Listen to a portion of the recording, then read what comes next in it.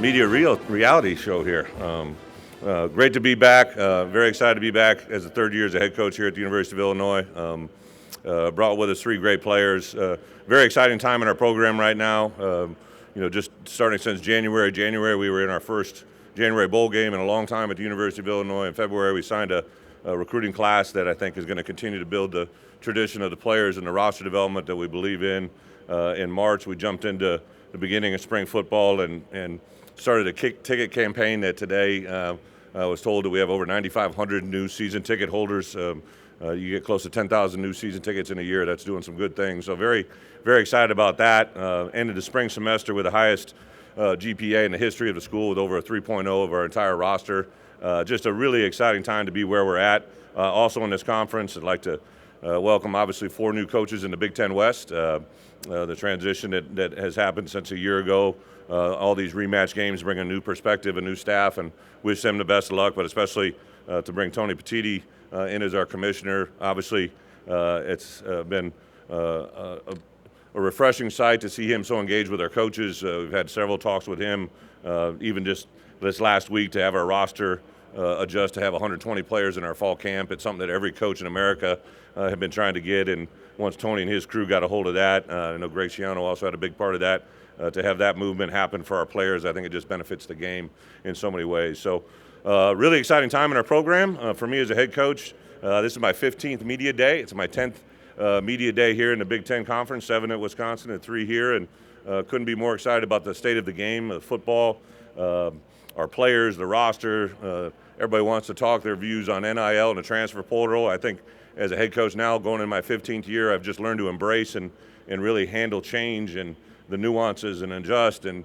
you can't complain. I always say this as a coach, right? On game day, you just give me the rules and who we're going to play, and I'll play the game, right? And kind of take that same approach now, how we run our program and what we do. And it's a very exciting time that staff, as a staff, obviously lost a coordinator last year who went in our conference, Ryan, and wish him all the best in that. But that brought an opportunity to have transition to my staff, and I believe now my sixth coach that's worked for me that's become a head coach. But with my staff I currently have, there's 5 new coaches that are in new roles.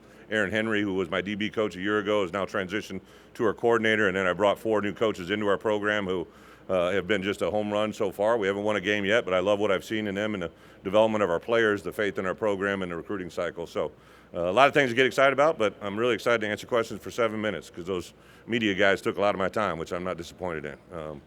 So right. Open it up for questions. Just a reminder, get your hand up. We'll get you the mic. Down here.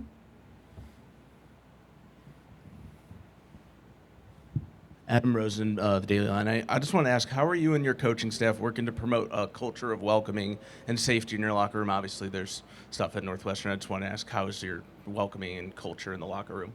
You know, one of the things that's really unique in college football right now is there used to be just this, influx of freshmen, right? But now, we actually do kind of a program orientation, not only in June when we have our new arrivals of high school players, but for us in January we had almost a dozen high school players, about 4 or 5 transfer players. We've added another 3 or 4 transfer players this summer. So at any point in our year, in our program, it never really changes. We get our players heavily involved. I literally don't recruit or have official visits on our campus unless all of our players are there, because our players are our greatest representatives of what we want. I've been a head coach 15 years, and I think about what I learned as a player, as an assistant, and it's so important in today's world to stay on top of everything that touches our players' life, right? Not only when they're in the building. We literally have some things on the doors when you're walking in and walking out that kind of give you a way to think about where you're at and what you're doing, and I couldn't be happier. We actually, in the portal world we're living in, I don't know where we stand right now, but I know at one point when we went into the recruiting season, we were actually tied for second for fewest number of portal lost players, right? And what that's telling me is kids like being in our program. They like the way they've been treated. They like the way they get coached. They take a player that when we got there, he had started 5 games. He was an unranked player in the recruiting cycle, didn't even have a star. He wasn't a 1-star, 2-star, or 3-star with Devin Witherspoon, and he became the 5th pick in the NFL draft. And I think that opens people's eyes. Coach, we're going to go to our right in the back. Dustin Schutte, Indiana Sports Beat. Brett, I'm going to throw a non-football question your way. The new Barbie movie's out. Have you taken your daughters to see it? Do you have plans to go see it? Can you give us some thoughts on this this new movie? I saw a little social media tweet that the money it brought in a weekend compared to the next rated movie was pretty impressive. I see a lot of Barbies. I have a 6-year-old and a 4-year-old. I know my 6-year-old Bella is watching, so hi, Briella. I bought a lot of Barbies. We had a Tooth Fairy show up the other day. Tooth Fairy is going for $20 these days. I couldn't believe that price. But we bought a lot of Barbie stuff for $20. So I don't really get to talk a lot of Barbie, so I appreciate the question. Have not taken her to see it, but I'm sure we're going to see it. We're kind of in the mermaid mode right now, so we're still heavy in the mermaids. We're going to stay in the back right. Sorry, Brett, over here. Anderson Kimball, Decatur Herald Review. I have just two about Jim Leonard, who you announced yesterday. I guess, how much did he help you when you were in your first year as a defensive coordinator at Wisconsin, and how much is he going to help the staff now this year? Yeah, Jimmy and I first met. I became the defensive coordinator at the University of Wisconsin, and I remember walking in and Coach Alvarez said, "Hey, there's one guy that you got to talk to on the defense side of the ball, and if you get him to believe in what you're doing, you'll get the entire defense and the entire team to believe in you." So I literally had a meeting set up with Jimmy when I got to campus the first day, brought him in, told him, showed him the package that we were going to run. I believe Wisconsin that year that I took over, it was ranked 87th or 88th in the country on total defense. So I talked about what we were going to do. We were going to try to retain the things they did well. I had every defensive coach was still on my staff, so it was kind of an audition for me to teach Jimmy what I had to teach the coaches. An hour after that, he was smiling ear to ear, and I think he went on to have a very special season. Not that he wasn't good before, but it just made a huge impact on me and how quickly he learned the game. I believe we went to the University of Wisconsin at the end of the year, University of Iowa at the end of the year, and I believe he picked the first two picks, or first two third down plays in that game out of a new formation, and we didn't even talk about the adjustment. He made it on the field as a player. So I've really learned early that he knows the game. Stayed in touch with him during his entire NFL career. I knew he'd be a good coach. Obviously talked extensively to him why he was up there before I came back in the league. Paul talked about the savvy he had. I know I talked to Coach Alvarez and about his presence and his awareness, his feel. Obviously, when he became the head coach, we just played them the day before, so I shot him a text and wished him best of luck, but I said, I can't help your ass right now, But started a conversation with him even back then that wishing him all the best, all the luck. Then as the things proceeded, when he didn't get retained, I kind of reached out to him and said, hey, have you thought about what you want to do? And we just started conversations, invited him down to spend a couple days with our staff. I think he was still trying to figure it out, so it's probably a question better for him, but he'll be a senior analyst for us, and he'll handle responsibilities that really touch all three phases of the game. He's already had conversations with Coach Lunny and obviously Coach Henry, and Jimmy was a really good special teams player as well, so I'm going to use him in all three phases. He won't be with us on game days, home or away.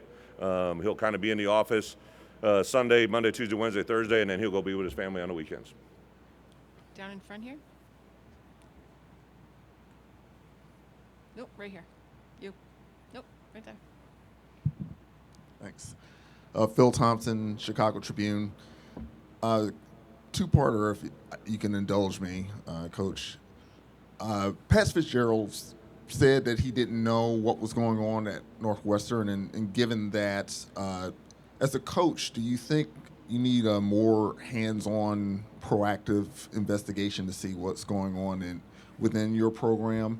And then the second part, it took 15 years for Illinois to get to 8 wins. What can you do, or what are you doing to ensure that you build on that progress? Yeah, two completely different questions, but I'll kind of tie my answer into both because I think it comes from conversations that you have with your own university. Listen, Fitz and I are very close, and whatever happened there, that's not a conversation I don't know anything about and don't have the ability to comment on. But I can tell you what happens at Illinois. And, when I received the first phone call from Josh Whitman, I realized that this was a guy that I wanted to be a partner with, right? He was a guy that played there and played very, very well, played in the NFL, became a lawyer, tried that world, and got into administration and was looking for a coach that wanted to sustain success, right? And that was something that was very important for me. I want to get back into head coaching, but I didn't want to go to a situation where I didn't think it could be sustained, right? I wanted this to be my last rodeo. Signed a contract recently that literally has a no-compete with anybody in the Big Ten because I found my home. I know where I want to go. And to walk that walk every day with Josh, I think I was driving over yesterday. One of my favorite exercises as a head coach, I literally drive our players here to the Big Ten media. And the whole time we're driving, I'm asking them questions, right? Questions that they're going to get. Isaiah Williams, he caught 83 balls last year. Do you got to catch 85 balls for it to be a successful season? And he answered it the way that I thought he would answer it. We'll talk about it, critique it. I obviously knew they were going to get a question centered around Northwestern, and to hear their responses and their reactions that they gave tells me what we're doing, right? They basically repeated everything that I believed had happened. I distinctly remember when I circled back to Josh, my first spring, we were in a spring practice, and one of the things we do at Illinois is we play in all conditions, so we practice in all conditions. The only thing that makes us go inside is if there's lightning. So we practice in rain, sleet, snow, AM, PM, and everything in between. And I got done with a rain practice, and Josh had came to practice, and he and I were talking at the end of practice. It's probably about a half hour after we were done with practice, and I looked around. He and I were the only two on the field in a rain, standing by ourselves. And at that point, I'm like, if an AD is going to stand outside and talk to me in the rain a half hour after practice, I knew that this was a guy that cares about our program. Josh is in our building every day, for the most part, year-round. A lot of the times, 2 or 3 times a week. I'm in the building every day, our coaches. So I don't really worry about what's happening in our building. I don't ever mention the word culture. I just never have. I'm not a guy that thinks it's a buzzword that it just isn't something that's ever set well with me. But I talk about what we do to have a season like we just had and the talent that we have returning and to have the highest GPA in school history. It tells me we're doing a lot of good things. We'll go over here for the final question. Jeremy Warner, 24/7 Sports, Illini Inquirer. Brett, on that sustaining success, what gives you confidence that this team can take that next step and help you sustain success? Jeremy, it's a great question I ask myself every day, right? Like I look for indicators